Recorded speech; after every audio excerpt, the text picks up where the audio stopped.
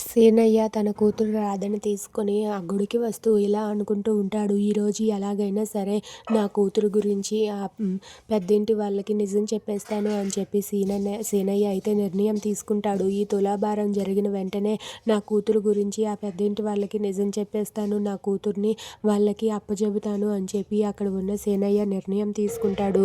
ఇక తులాభారం తూయడానికి అయితే అక్కడ గుడికి అయితే వస్తారు. ఇక అదే గుడికి కృష్ణ కూడా అక్కడికి వస్తాడు. ఇక రాధని అక్కడ కూర్చోపెట్టి సీనయ్య అయితే తులాభారం వేస్తూ ఉంటాడు. ఇక బెల్లంతో తులాభారం వేస్తూ ఉంటే ఎంత వేసినా సరే ఇంకా అమ్మాయి తూగకపోయేసరికి అక్కడ ఉన్న పంతులు గారు అయితే, బాబు మీకు అభ్యంతరం లేకపోతే ఈ తులాభారంలో నేను కూడా ఒక చెయ్యి వేయచ్చా అని చెప్పి పంతులు గారు సీనయ్యతో అడుగుతారు. దాంతో అక్కడ ఉన్న సీనయ్య అయితే వేయచ్చు అని అంటారు. ఇంతలో అక్కడికి కృష్ణ వస్తాడు. కృష్ణ రాగానే ఏంటిది అని చెప్పి అడుగుతూ ఉంటాడు.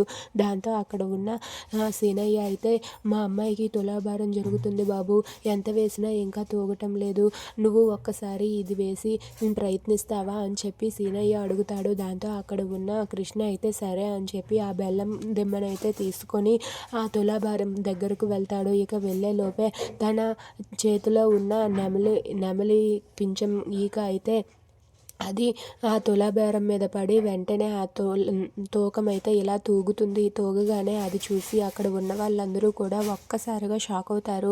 ఇక కృష్ణ చేతిలో నుండి ఆ నెమలి పింఛం పడగానే ఆ తులాభారం తూగిందని అందరూ కూడా చప్పట్లు కొడుతూ ఉంటారు. ఇక రాధ అది చూసి ఒక్కసారిగా ఇంప్రెస్ అవుతుంది. ఇక కృష్ణను చూసి అలా మైమర్చిపోతుంది. ఇక కృష్ణ వచ్చి ఆ నెమలి పింఛం వేయగానే ఆ తులాభారం తూగటంతో అక్కడ ఉన్న వాళ్ళందరూ కూడా అది చూసి చాలా సంతోషిస్తారు. దాంతో తులాభారం పూర్తవుతుంది.